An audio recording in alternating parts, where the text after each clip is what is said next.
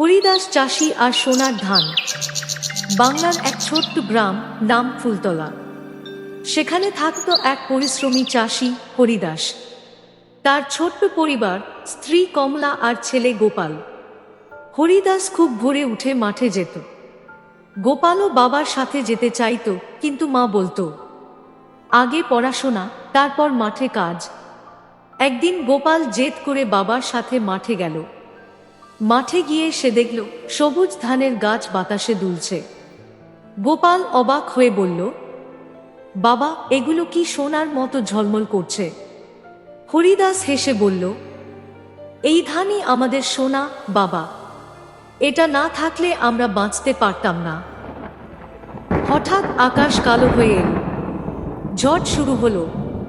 গোপাল ভয় পেয়ে বাবার হাত শক্ত করে ধরল। আমাদের ধান নষ্ট হয়ে যাবে না তো? হরিদাস শান্তভাবে বলল, ভয় পাস না, আমরা যত্ন করেছি, প্রকৃতি আমাদের সাহায্য করবে। ঝড়ের পরের দিন তারা মাঠে গেল। কিছু গাছ পড়ে গেছে, কিন্তু বেশিরভাগই ঠিক আছে। গোপাল খুশিতে লাফিয়ে উঠল, বাবা, আমাদের সোনা বেঁচে গেছে।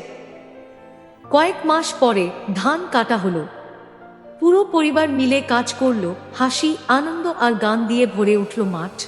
শেষে গোপাল বলল, আমি বড় হয়ে তোমার মতো চাষি হব।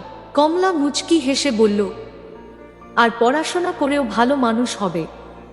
হরিদাস আকাশের দিকে তাকিয়ে বলল, পরিশ্রম আর ভালোবাসা থাকলে জীবন সবসময় সোনার মতো ঝলমল করবে।